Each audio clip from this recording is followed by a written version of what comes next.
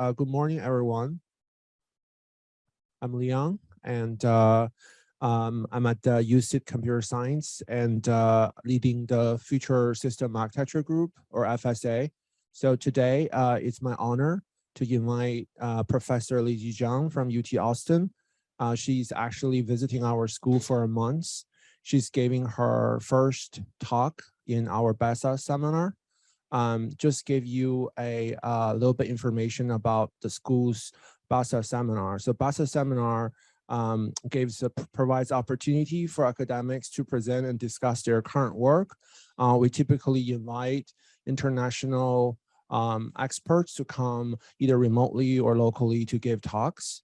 And if you're interested in BASA seminar, please watch out our emails. This is I'll also join sponsored by our Sydney System Research Talk. We have another talk series that I host in parallel with BASA, primarily focusing on system research like operating system, compiler, architecture.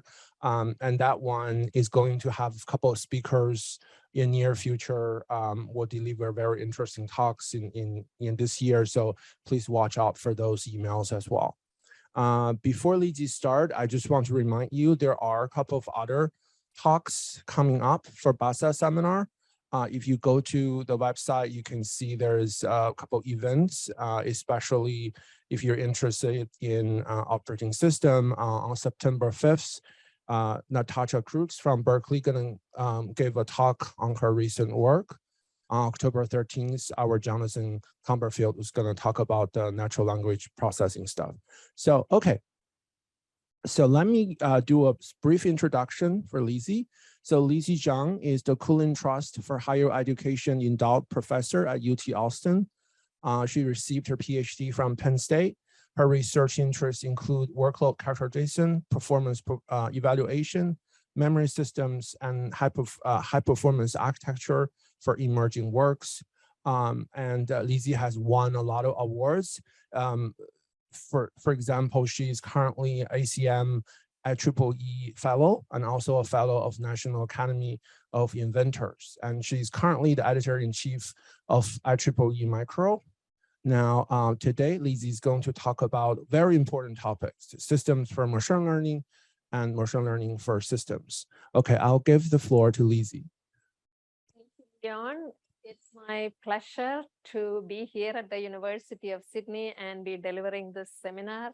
And I thank University of Sydney's programs that made it possible. And so welcome to all of you. Thanks for coming to listen to me.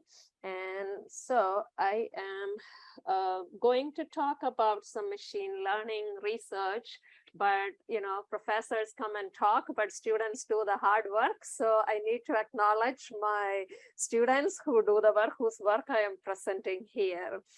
And I also want to acknowledge the support from the University of Texas that over the last more than 2 decades, I have been fortunate to be there, lots of opportunities for many things, but one very special one, Dr. John Goodenough, who won the chemistry Nobel, is a faculty member in our department in mechanical together.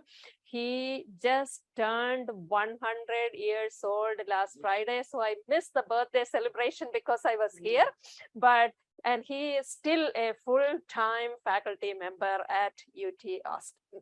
So that has been my, very special thing about working at UT. But just to give you a little bit about the kind of research I have gone over the years, I thought it's kind of hard to summarize what you've done more than 2 decades, but I just put in a few PhD dissertation topics from over the years that gives you a flavor of the kind of stuff I have done.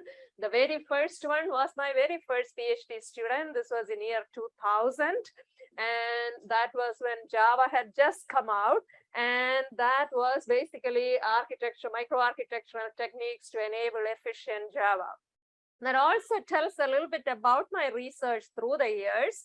I have focused on emerging workloads, whatever it be, Java at that time, machine learning so popular right now. So whatever is the efficient workload at different times through these times, we analyze it, we find bottlenecks, we come up with architectural enhancements to do it well. So I am a hardware designer, but I have been always studying software to figure out what should be in the hardware to execute that software well. And these are some of the topics. And because I do a lot of analysis to decide what to put into hardware, performance evaluation has become kind of a large part of what I do.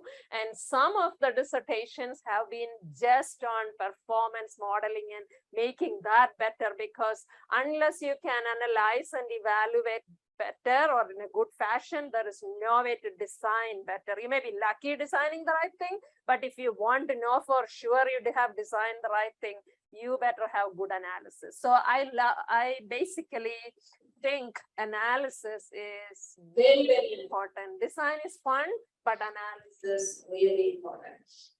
Some of the topics of power and energy management. So in general, improving performance and having good performance with low power and low energy. And architectures have changed. So in the beginning it was single cores, then it was multi-cores, now GPUs, accelerators. So we have had design topics going through those.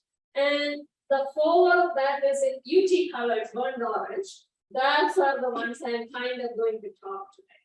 Okay. But I have one big other works, and in case someone wants to know more, let's have a discussion, we can talk, or from my website, you will see some of the other things. But I'm going to focus on this popular workload, ML, and AI has become so popular in the last decade. So I will talk about some things which are about designing hardware to support ML and also use ML in that process of design. So I have four. Just for fun, one more thing about me. Leon mentioned I am editor-in-chief of IEEE Micro. I spent a large part of my time last year coordinating this issue, which was to celebrate the 50th anniversary of the microprocessor, which was invented in 1971. And in that process, and this was from the release event for the special issue. This was in December of 2021. Pat Gelsinger, Intel CEO, was the one who we gave the special issue, and IEEE president is here, and the Federico Fagin is the person who designed the very first Intel microprocessor. I also got to meet with him in person and have lunch with him. So I have enjoyed these activities last year, and I have a hard copy here in case anyone wants to take a look at that. Okay, so systems for ML, machine learning systems, and I'm going to talk a little bit more about FPGA architectures because we are designing some FPGA based or FPGA++ in order to support machine learning. We'll also talk about the different kind of neural networks called weightless neural networks. And then on the other side for ML for systems, we'll talk about some examples of stuff we have done using machine learning for performance modeling or prediction. So both sides. And as you know, ML and DL have revolutionized our lives during the last year and last decade, I mean, and many different hardware accelerators have been used, GPUs or FPGAs or custom chips. So all of these are options to execute ML-DL applications, and I have worked in many of them. But FPGAs are particularly attractive because these applications are moving, and it's hard to design ASICs for a moving target. ASICs work very well, extremely good energy efficiency, but when things move, that's hard. And GPUs, when things move, it's fine. GPUs do a good job because it's programmable in a very general way, closest to CPU here. Sorry. Oh, the other one. Okay. Okay. So, yeah, let me see. Oh, I even. Okay, no wonder it's stopped. Yeah. Okay. Got it. Other one. Yeah, no, just use this. So let me take this out. Is it off? Yeah, I think so. All right, thank you. Okay. Yeah, so GPUs, while they are good for the quick, you can program fast into them, but FPGAs have the attractiveness, some of the attractiveness of GPUs and some of the attractiveness of ASICs. But then when you think about FPGA-based design, the FPGAs that are out in the market were not necessarily designed for ML. They were designed for all kinds of applications. So can we improve the performance of FPGAs for ML and DL? And so basically some of the work that we have done in the recent couple of years is about supercharging ML acceleration on FPGAs. And if basically coming up with some additions to FPGAs, hardening some ML specific blocks. So a few extra blocks are added to an FPGA. So hardening means put them in specific hardware rather than very general programmable hardware, a little bit more harder than that. And so an FPGA has programmable logic blocks. In the Xilinx world, we'll call it CLBs, configurable logic blocks. And over the last 25 years, they have added FPGAs have memory, FPGAs have multipliers, which are hardened. You could make multipliers from the configurable blocks, but they're not very efficient, so hard multipliers. And DSP slices for many of the digital signal processing applications, so they are there. So the thing we have added is hard matrix multiplier blocks. Because in ML, we spend so much time multiplying matrices. And if you are to multiply matrices using the general purpose configurable block or the DSP slice, the DSP slice is the best thing you could do in an ordinary FPGA at this point. So we add the hard matrix multiplier blocks.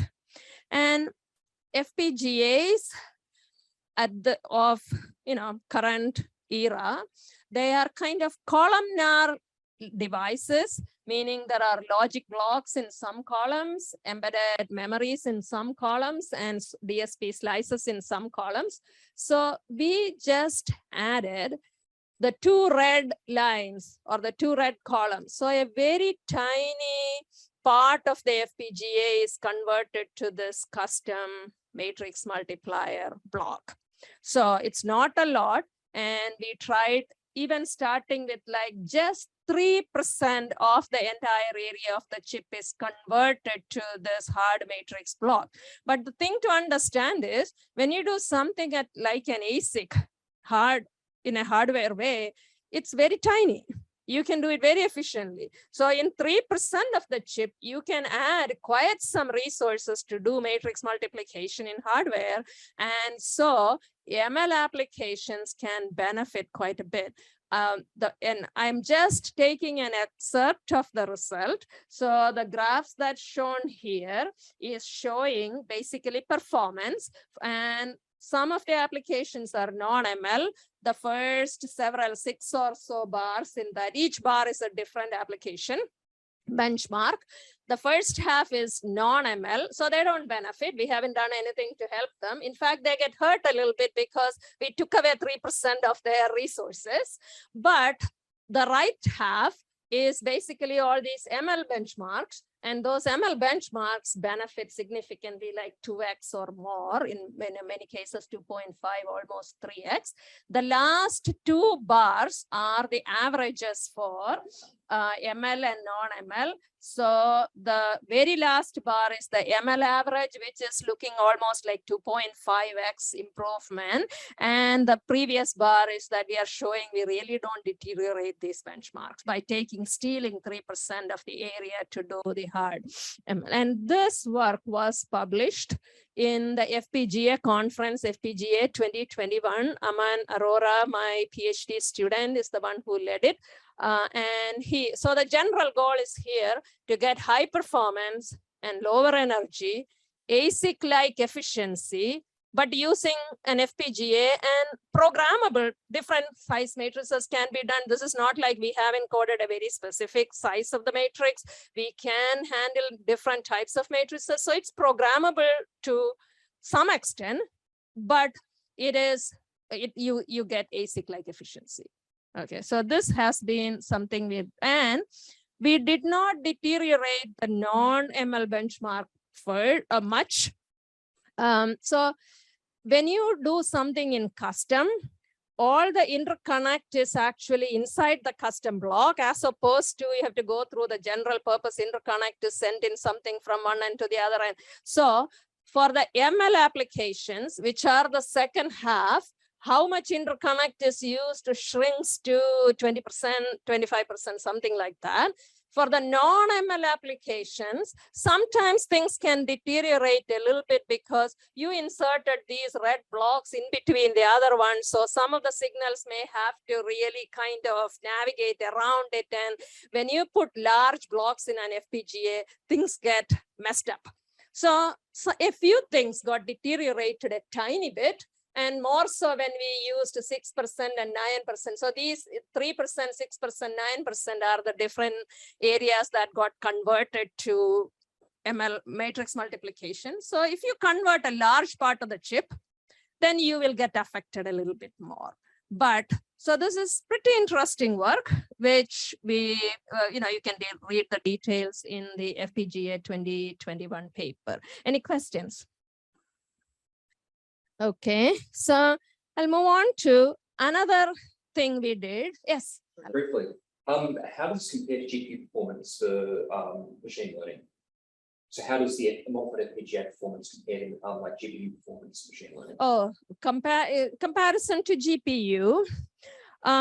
We actually, the FPGAs in general, we can program them to be much better than GPUs, okay, in general. So we are even twice better than the GPUs, but we did not do any specific comparison because at this level to get an FPGA, to get a GPU, which is equivalent, and how exactly to do it is kind of hard. So we haven't done it, but there are other works that compare GPUs and FPGAs are pretty good. Yeah, the difficulty in FPGAs is usually programming them. Writing Verilog or writing high levels, it is kind of hard. That's where the challenge is. Performance is good, energy is good. Okay, one more enhancement to FPGAs.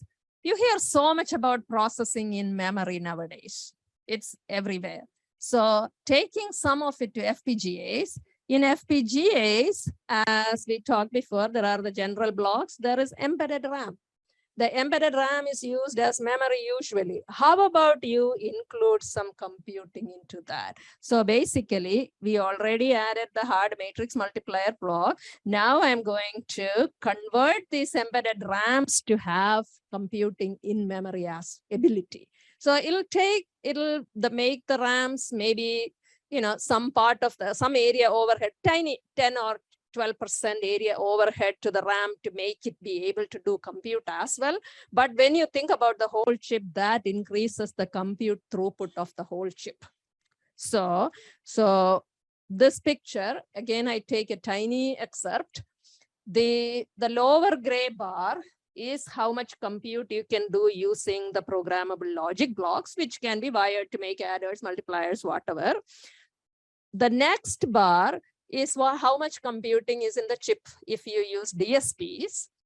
And the three other bars on top of it are 3 different design options of adding processing in memory. And you can basically, this FPGA, by enhancing the embedded RAM to do processing in memory, we can increase the compute throughput sometimes to twice, okay, quite a bit.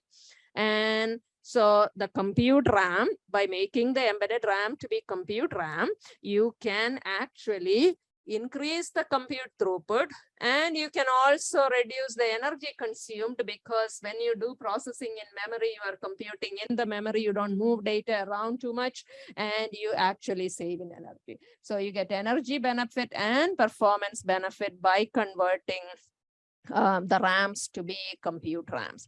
I have more details, and this is also in a paper, recent paper at FCCM conference, which by the way won the best paper award. Again, this is Aman Arora's work, and he and team. There are others who helped as well.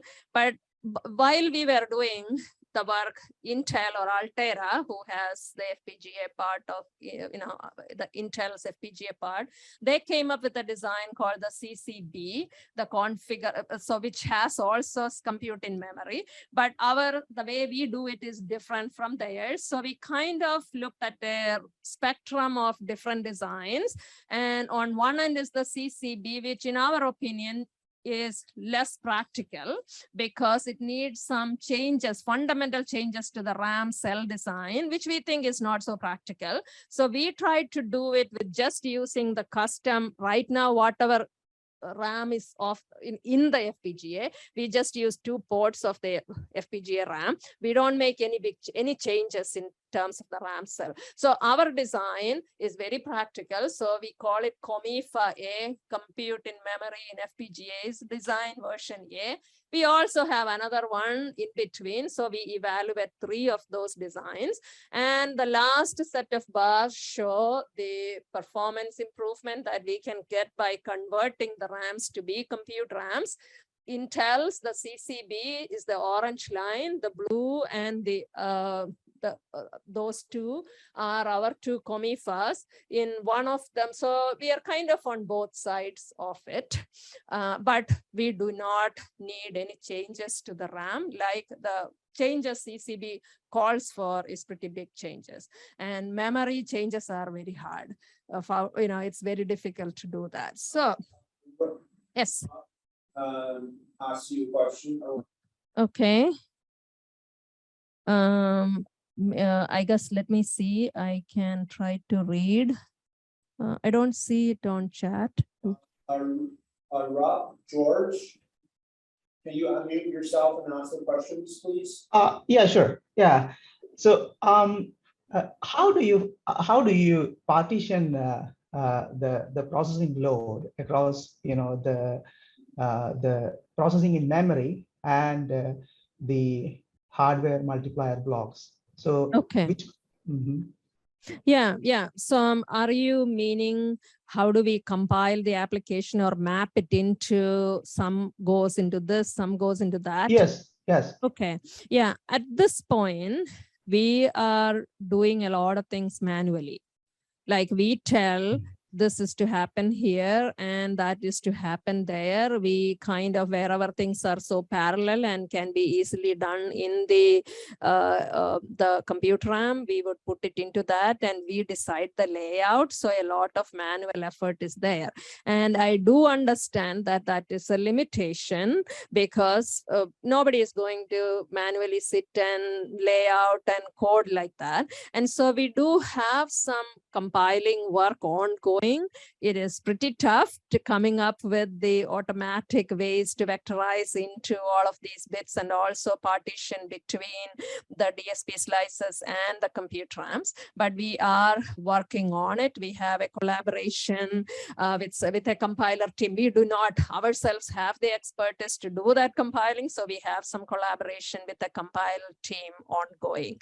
So maybe in an year, we will have a paper. It's going pretty tough, it's a tough work, but good question. Thanks, Arup. Okay, so the computing using memory like that, many advantages. You can compute with any data type. because you're doing at a bit level, 4 bits, 8 bits, 9 bits, 11 bits, you can do anything. So a lot of advantages. And so it's interesting work. We are pursuing the computing, the compiling part of it. Another work I want to talk a little bit about. We do not have any papers yet, but it is ongoing work and ongoing submissions. But we hear so much about deep neural networks, convolutional neural networks, but this is a totally different kind of neural nets. And it's basically all memory based.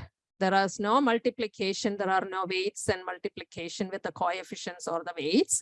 It's basically, I guess, 1 bit. You could call it similar to binary. If everything in a binary net was binary, it is similar to that. But it is not really a binary neural network as the BNN stand. This is basically, you have during training, and it is basic. The basic version of the weightless neural networks is a one-shot training. You don't have to train and train and train. You only need to see one thing one time. It is just like Adam tells me, your name is Adam. I know it's Adam. I don't need to be told 1,000 times that this Adam. Okay. So if I can remember that, that's it. So kind of it's that technique you have. So it's a hyperdimensional network. You have to really remember all these things, but you only need to know it once. And then there is basically what they call discriminators, which is you look at all these little RAMs, which have these bits, zeros or ones, depending on the thing used in training. You look at those RAMs, like if you were to make one big RAM to hold everything you are learning, you would need a humongous RAM. That will not be practical. So in order to make it practical, people have come up with techniques where you kind of split it. But then each of those, whatever it has, you are combining it to tell, oh, well, so as a classifier, let's say I'm going to find digits. And if it is digit 1 in this example picture, there is a discriminator for each of the classes you are trying to detect. So 0 through 9. And every discriminator will have some output, and the discriminator 1 has the highest output. And so you will say this was 1. In some sense, this has some similarity to some of the quantum computing things where, you know, if there is an answer and the maximum is taken as what is the correct answer. So in this case, it's 1. So the great things about this is if this could work and accuracy could be good, you only need a lookup. You don't have layers and layers and so much computation. So latency is extremely low. Problem is you need a lot of memory in order to do that. And that's not there. Even for a digit detection, you would need more memory than that is reasonably possible. So you have to have, you know, partitioning techniques and prevent alias. If you make it too small, then everything will hit on the same memory cell. So you will have wrong answers. So you have to find the right place in between where you have enough memory, but not too much, practically possible amount of memory, but at the same time, good accuracy. So accuracy right now is low. And so we took these weightless neural networks and we made some enhancements, some hashing techniques that would reduce the conflicts and still save everything and the accuracy. So we have improved the accuracy for just MNIST from like 91 to 98% at this point. But 98 for MNIST is not good. You need to be 99.6 or something like that. So we are not there. And we also have, there are many challenges. But it is an interesting type of neural network because the way things are going in DNNs, it's not scalable, it's not practical, it's so luxurious, it's wasteful of energy. You're doing so much work to do something a lot less. Okay, so it is interesting that DNNs are solving many problems of the world, but we are using complex GPUs. We are using so much hardware, paying so much power, using so much area, and maybe things could be done better, more efficiently. I've been an efficiency person all my life. okay, and luxurious things which waste a lot of hardware and a lot of power for things I do not like. And so this kind of caught my attention. It's not in good shape right now, but I think if the whole world spent time working on this, this would be better than DNNs. The whole world spent a lot of time getting DNNs to get where they are. Early 90s, people thought it's dead. 2012 onwards, we see so much work. So that's because a lot of people worked on it. Good data sets, GPUs, lot of effort, lot of thinking is what made DNNs reach where they are right now. If similar amount of work went into WNNs, I think it will be better than DNNs. So we have started on it. Path is not easy. Our papers are getting rejected because, the accuracy is so low. We are not even able to do anything with ImageNet, so there are lots of challenges. But I think fundamentally there is something really interesting about this. So that's another system for ML work that we are working. At this point for MNIST, we have good results, but that doesn't make anybody happy. But for MNIST, we can get, compared to the simplest CNNs, which would give the same accuracy for MNIST, we can have 20x or 10x, or actually in some cases 100x improvement in energy and latency. But there is more work to do. But it's interesting, so I thought I'll just say something about it. And I think I should move to the second half of my talk. So I have given some examples of designing hardware or designing systems for ML.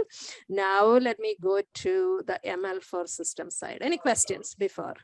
Jonathan has a quick question. Jonathan, please unmute yourself. Hello. Yeah, thanks for the super interesting work. One question I had here. So you're mentioning these comparisons, to these complex DNNs and so on. Given the sort of low, power and sort of high efficiency and so on you're looking at, are you also doing comparisons with simpler ML methods like, logistic regression and things like that, which, they'll be in the regime of lower performance, but also more efficient computationally. So it'd be interesting to have that comparison as well. Yeah, I definitely agree. There are efforts ongoing on WNNs do work very well for regression. That's kind of indicating that other symbolic approaches, there are ones which are a lot more efficient than CNNs or DNNs. So comparison with them is, it's a fair question. But at the same time, it's kind of hard to, it's just experimental difficulty making a fair comparison that has prevented us from doing it, but good question and definitely relevant. And of course, weaknesses like that are what is preventing the paper from being accepted. So I definitely understand where the question is coming from, but at the same time, I really want this work to progress from us and others, because I really think for the world, there is something interesting in this. Now, coming to the question, some of the other methods which are traditionally more efficient, but they never gave the accuracy that, they go up to a certain point and then the accuracy cannot increase. And that's how they got left. And DNNs kind of with, you throw more compute at it and more data at it, and DNNs will just, the accuracy goes up. So can we do that with WNNs? Is the question. And so that's, that's where we are spending some time and effort. And I hope the answer is yes, but I do not know for sure. But things that have happened in the last 1 year make us feel very encouraged. And the other thing that we are doing also is combining some of the features of DNNs, or for instance, bring a little bit of convolution into here, pseudo convolution. So we are looking at how to do that, because right now, the accuracy is low. The reason is its position sensitivity. You cannot handle that. It had to be the way it is. This is like you made a 2-year-old remember something. You have to see exactly that thing to remember that. And if you just tilted it this way or that way, it doesn't do it. So there are challenges, but we think we have some hybrid mechanisms combining a little bit of things that have successfully worked in DNNs but not the entire complexity of a DNN, but bringing in something. So I have work ongoing. It's tough, especially students. For students, it's very tough when the paper keeps getting rejected. Okay. But I still think we can get there. But fair question. We do need to compare against simpler other approaches which were more efficient. Yeah, cool. Yeah, I think it's a really fascinating direction. And, it reminds me of sort of the RNN work I remember in NLP in sort of 2011 or 2012, where, it wasn't quite getting the results, but there was promise. And, here we are 10 years later and look at where that went. So yeah, so this is really cool. So thanks. Yeah. So I want to take the risk and, I hope my student will get the paper and can graduate, but yeah, yes, we are excited.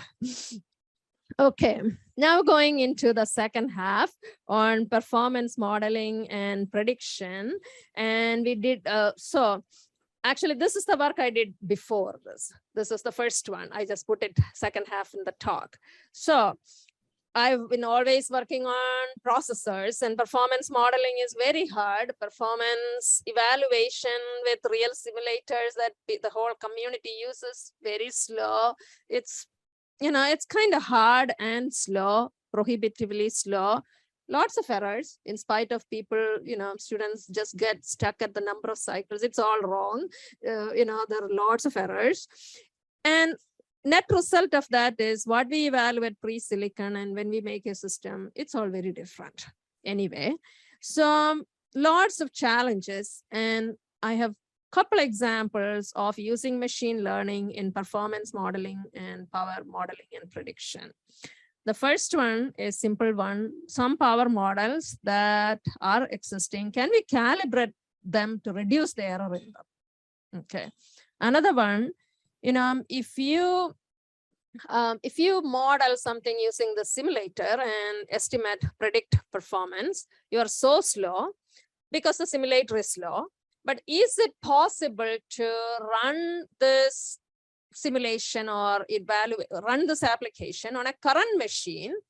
And then that's faster than a simulator, the current machine. And based on what you see, can you predict the new machine's performance? Cross-platform performance prediction. And some other aspects of pre-silicon performance evaluation as well. I may only get to two of them looking at time right now. But let me look at the first one. This was in ISLP-ED, the low power conference a few years ago. MUCPAT is a very popular area power timing prediction estimation simulator. And you feed in an architecture configuration and you feed in the statistics about how much of what happened during execution of that application, and MUCPAT will tell you it takes this much power or energy. It's basically an analytical model. It knows how much is a memory access and how many memory accesses were needed. It knows how much is a register access power, and it adds up things and comes up with things. So it's better than nothing. It has been used in a lot of research. But if you look on the right side, top right, the estimated power using MUCPAT may be like the blue line. If you, you take one particular processor, you configure MUCPAT to be as close to that as possible, you get the blue line. If you measure the power on the actual processor, you get the red line. There is a big gap. Okay, so is it possible to narrow down that gap using machine learning? The reason to think about it is when you have all these little components inside the MUCPAT analytical model, you have some pieces for different types of accesses, different types of computation. The coefficients with which you are multiplying are wrong. That's why, or the number, there is error in the stuff you are doing. That's why there is a gap between the blue and the red. But can you run things for multiple training set and figure out how that gap is and then try to close it? That's basically the use of machine learning here. If you think about it, it is like, let us say you have a branch predictor, you have a TLB, you have an instruction cache, you have a data cache, you have all the components in the hardware. They are all model. They are all multiplied by certain coefficients, modeling the power taken by that component. And can you correct the coefficients and come up with the correction factors for each of the coefficients using ML that you can basically narrow down that gap? Okay, so to summarize what had to be done, there are correction factors which are multiplicative and which are additive. Some biases, some errors which are additive, some errors which are multiplicative. And so we had to use that type, the correction in both sides. Then the biggest challenge in this work, or where we actually succeeded, was, we could solve, we have a solver for finding the correction factors. You get correction factors that are negative and you get good answers, but that doesn't make any sense, because if you had an access, so basically the moment we used a non-negative least square error solver, we started getting somewhere. When we didn't have the least, because each of the action, we basically had to say, that results in some power, and the non-negative least square error solver helped us to get to good accuracy, bringing down the blue line and the red line to be closer. And so what kind of training, what do you do during training to figure out what is the error? We just run the thing on a current machine. We figure out how many cache misses were there, how many branch mispredictions were there, how many branches were there. These things can all be measured on a CPU or a GPU with performance monitoring counters or some kind, these can be measured. So you measure a lot of things about the application, and then you don't know the coefficients per se, like we are going to estimate the coefficients. So we can measure the power on a real system and also measure the features like these on a real system, and then look at what did the simulator say and what is the real machine saying, what's the difference, use it to derive the correction factor. So we did this on an ARM processor on this Odroid board with the DS5 tool set to visualize all of those things. And once the correction factors are applied, the yellow bar shows the error that we began with, and the green are two types of calibration models, but they're so much better than the yellow. Okay. There's a question from Arup. Okay. Arup, go ahead. Sorry. Yeah. Hi. You mentioned that there is some fundamental, a lot of difference between the power that is predicted and the power that is actually measured. So what is the fundamental reason behind this? Is it the fact that the tool doesn't have knowledge about the process in which the chip is made, or so what could be the reason behind this? The tool is, there is a lot of overlap in machines, that the cycles and the time you take, it's all overlap. So when you try to estimate energy from individual access and individual coefficients, it does not become right. Also, sometimes you don't even know exactly what is the power taken for one access for this register file. You had some number based on maybe a 65 nanometer technology, and you have a 22 nanometer technology. You have scaling formulas, you apply things, but it's still wrong. So the number you started with was wrong, and then you have a scaling which is wrong. Sometimes some things are not even modeled. Everything in the processor, in the hardware, now there is clock distribution, circuitry. Many times it's not even modeled, and it takes a third of the power. That was where most of the additive power was coming.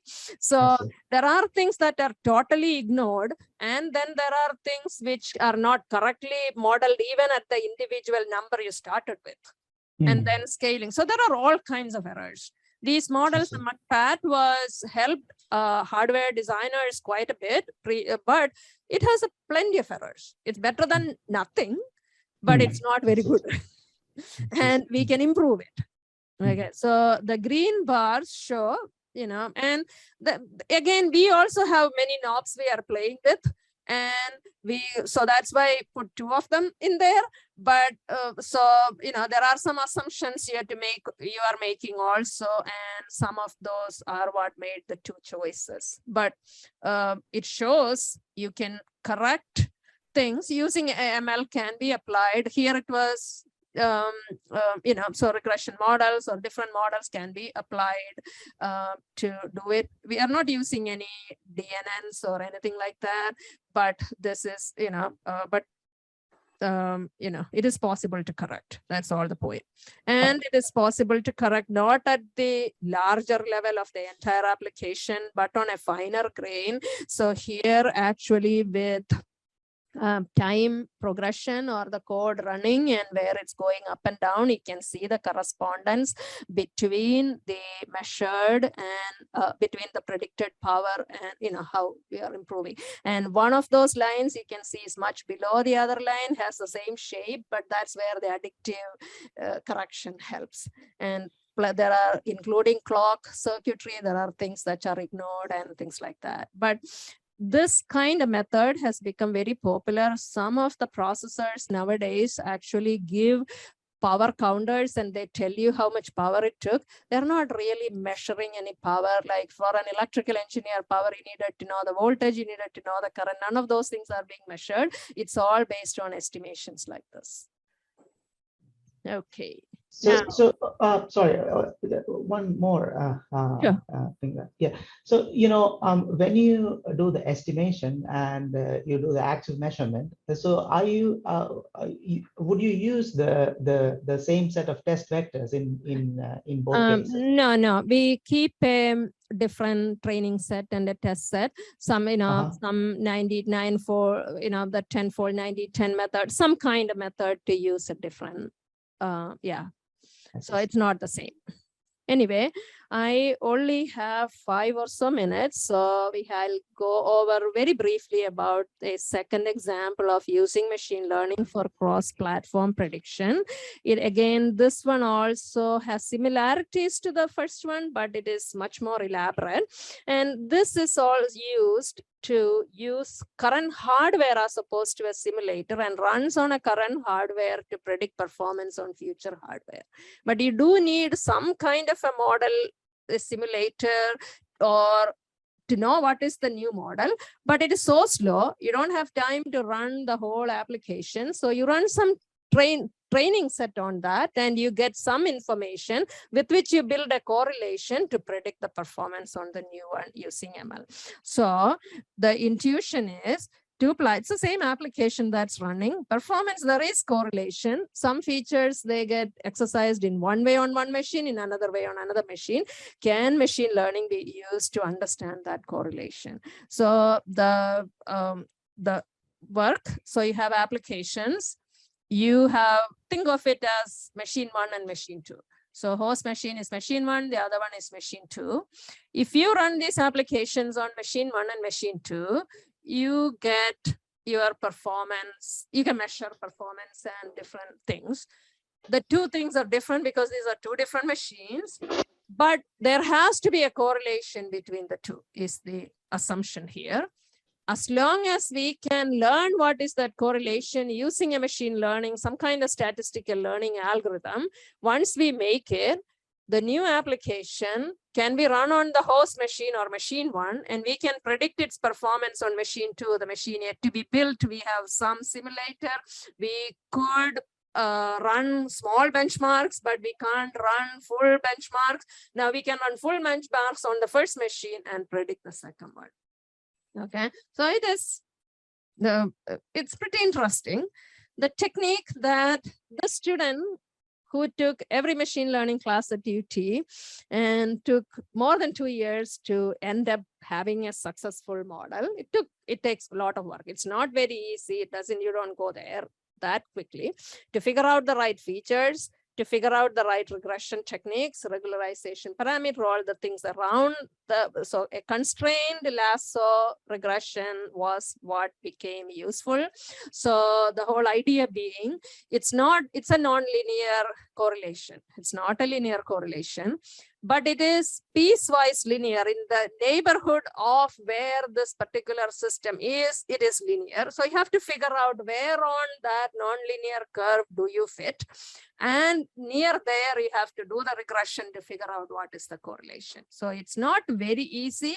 And so we started with simpler than this linear assumptions, and errors are huge.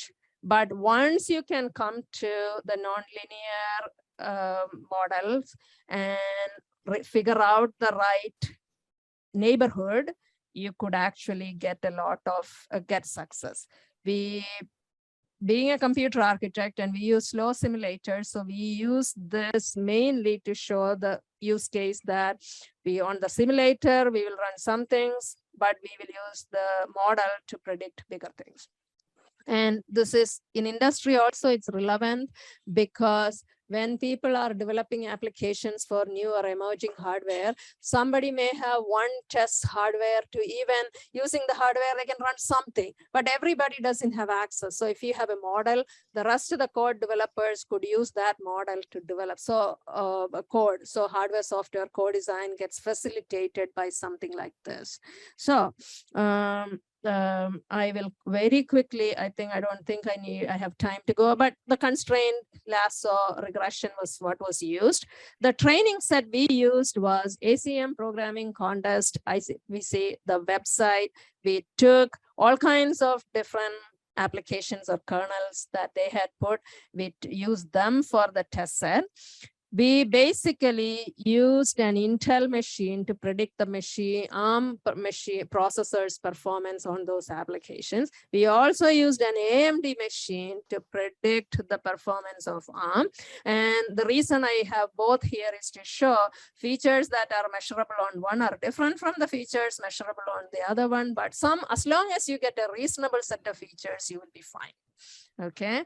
And the interesting result here is the dark solid bar, the first one, is training is done on an Intel i7 and you are predicting ARM's processor's performance. The lighter gray bar is the training is done on an AMD machine and we are predicting performance of the same ARM processor. And the third bar is the actual cycles, the golden number or the correct number, measured number. The red is error if prediction is done using Intel, if training is done on Intel, and green is error in case you use AMD machine for the training.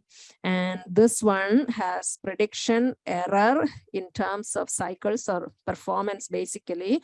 And you can see it is less, it is actually very good, unbelievably good. And you could also do this for power. Power is measured and power is predicted, and the errors are higher than the performance errors, but still less than 10%. And that's considered very good. 10% sort of error. And the interesting thing is it's not global at the end of the program. It is fine grain every 5,000 basic blocks.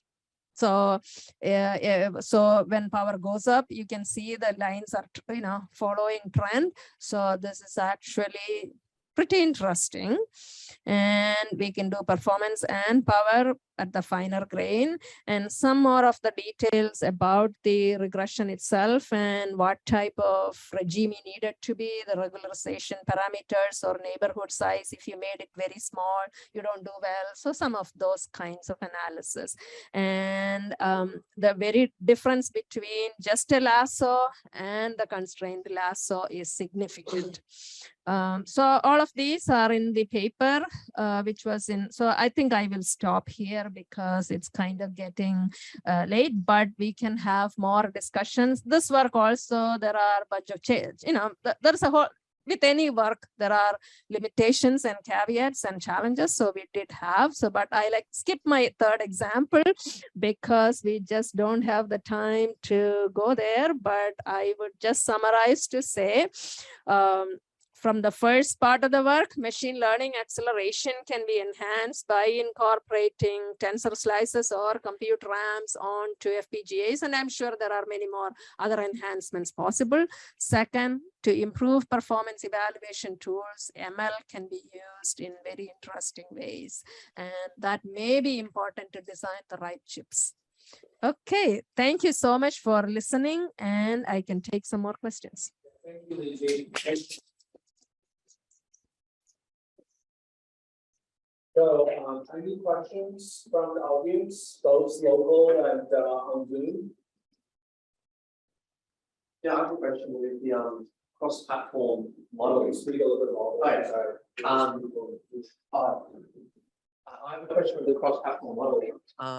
First of all, when you're trained on that hardware, what are you training on? Because I think one of the major issues with these sort of prediction platforms, the cross-platform prediction, is you don't have enough data. You have like these benchmark data that people work on, but it's one of the major issues, particularly with newer hardware integration and hardware. The training is done in our case, the ACM programming contest kernels, which were small enough to be run on both the platforms in a reasonable amount of time.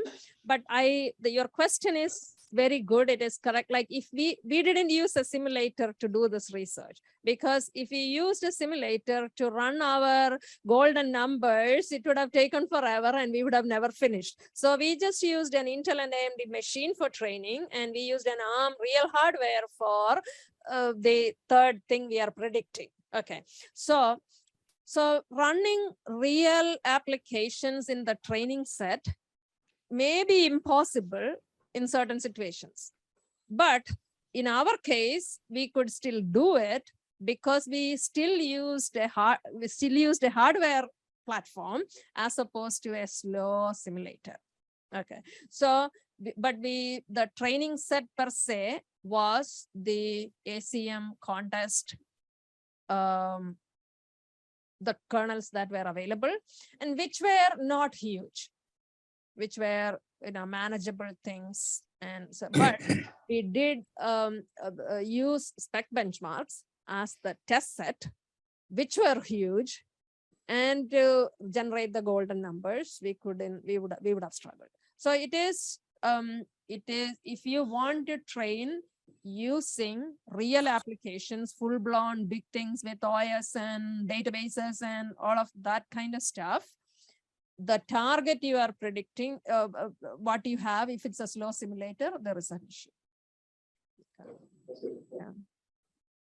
But the point is, any big application is composed of all kinds of small types of kernels.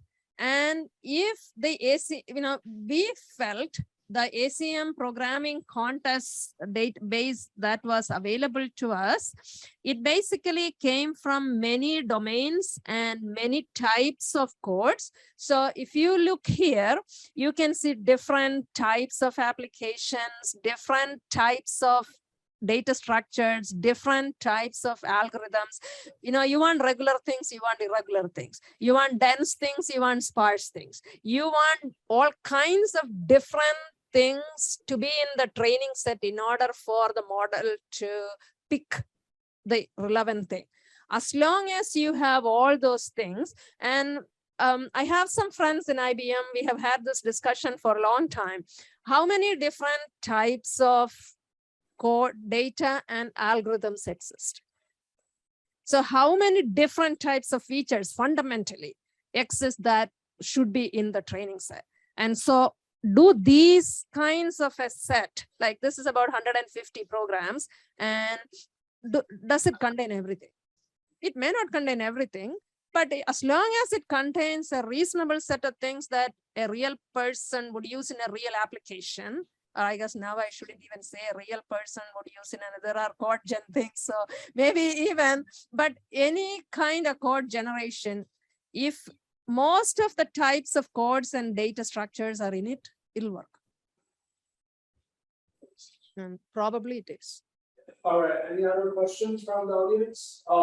Joseph? Yeah, thanks, Lizy, for a very stimulating presentation. I have a very general kind of question, not specific to your talk.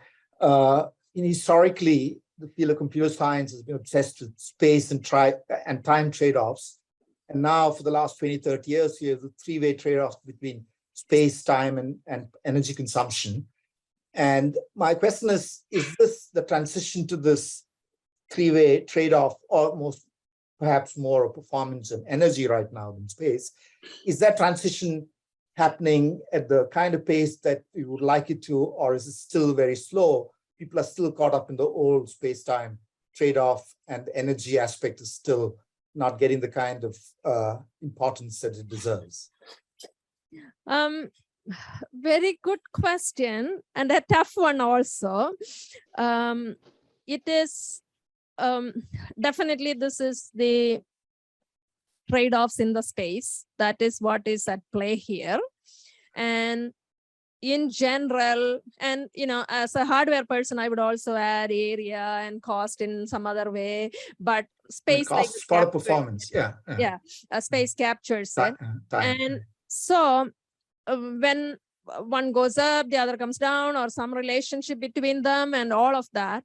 However, what really, in my observation, and I may be wrong, but this is something I have felt. No, this is just a general question. It's not, yeah. So one thing I have felt is application developers and computer scientists or application developers or code developers, when you come up with things, most of the time, the objective in people's mind is enabling a new application, enabling a new possibility, making something that wasn't there before just possible.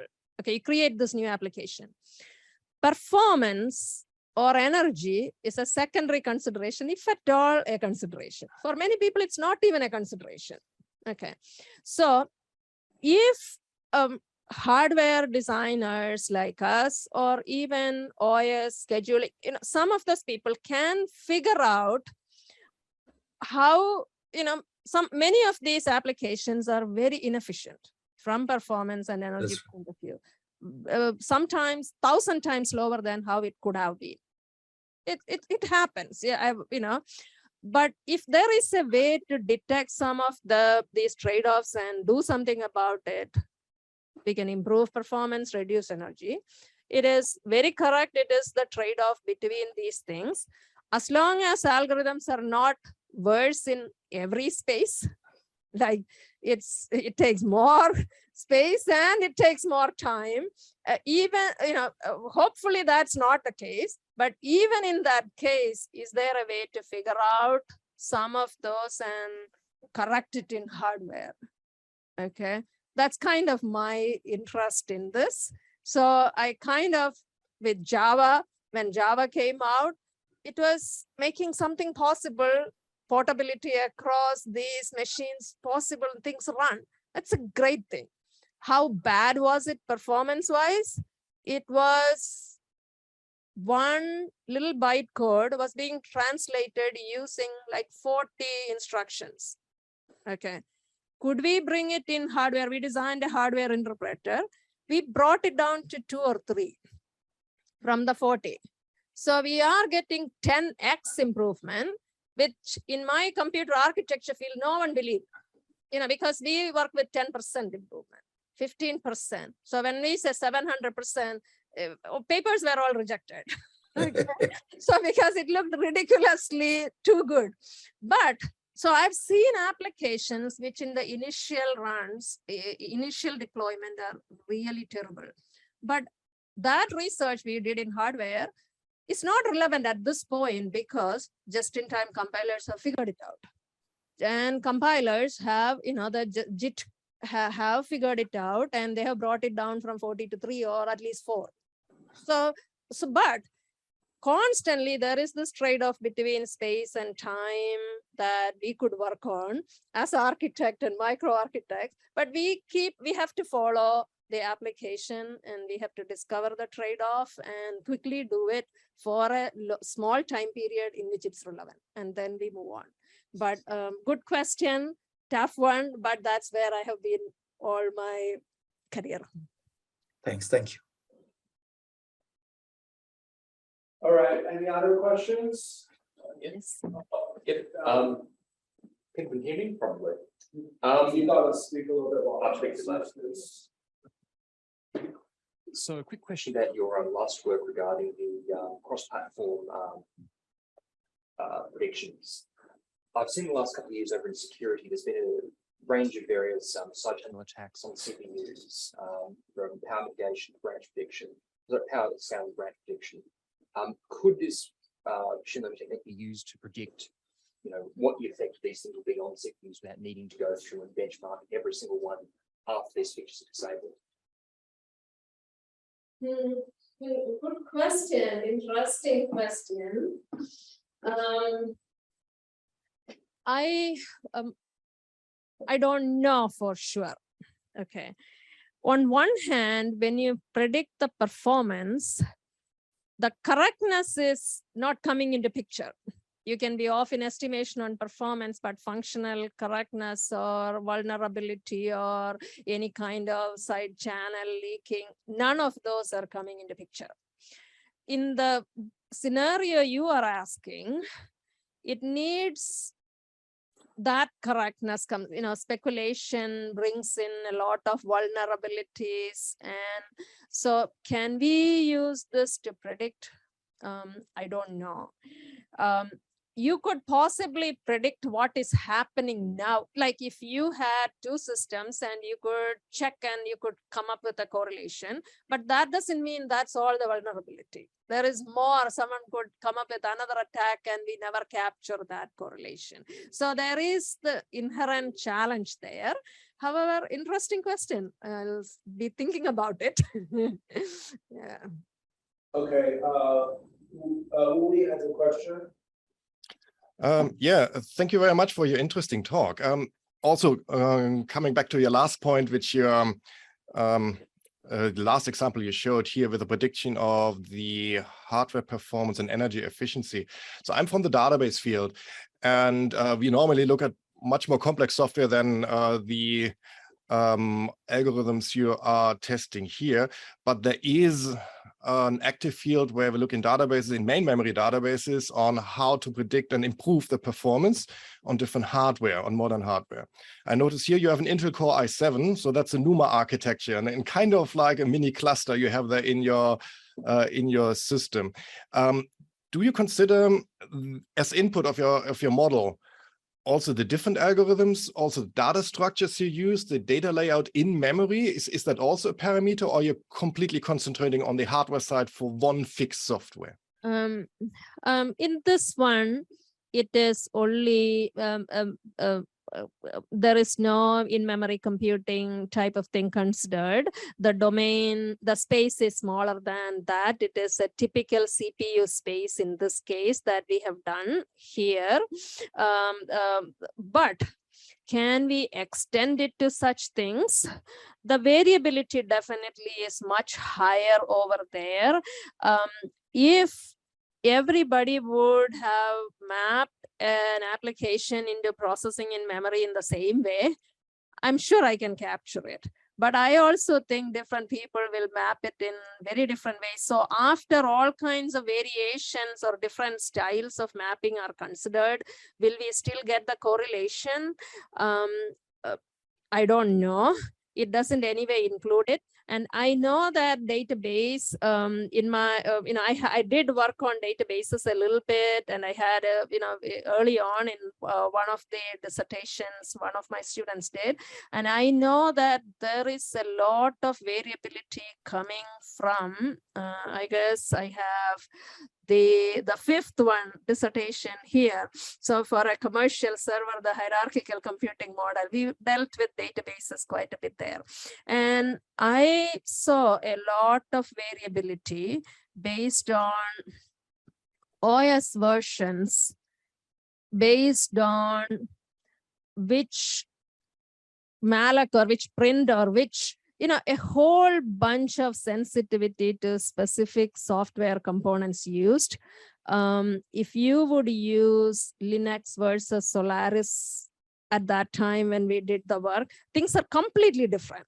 So if you in theory, it should be possible given sufficient amount of training set with all of the types of variabilities in there. In theory, it should be possible. Practically, can we, if you already knew this would be giving, like you had to have a lot of training data in order to capture every kind of variability, every kind of combination of OS routines, scheduling routines, all kinds of different things in addition to the data itself. So I would say it's possible, but probably quite a few man years of work and a lot of software access, lot of hacking to be done to make all of these things run to generate the training data. And once all that training data is there, I think it will work, but it's not easy to make that training data. Not that easy. Yeah, I agree. Training data is a massive problem. Yeah. But I think my comment was not, don't think about at the moment databases in terms of these big elephant complex systems like Oracle or IBM DB2. Much more, some of the insights were applicable to much smaller applications, which nevertheless have some data to be processed in memory, and already the choice of the data structures and which part, how the data is partitioned across the different cores and caches, that can make a huge difference. And that would also affect, I think, your measurements there. So it's, I think it might be an additional input parameter you would perhaps like to consider at some stage. Just a thought. Yeah, definitely. It is almost like you want to study all kinds of food to find out about all the vitamins and minerals, so we can just eat that instead of the real food. You really have to have a lot of studies done to know what's in those combinations, and it's interesting. It's it's interesting and relevant, but a lot of effort needed. Thank you. Thanks for all the questions. All of the questions were good.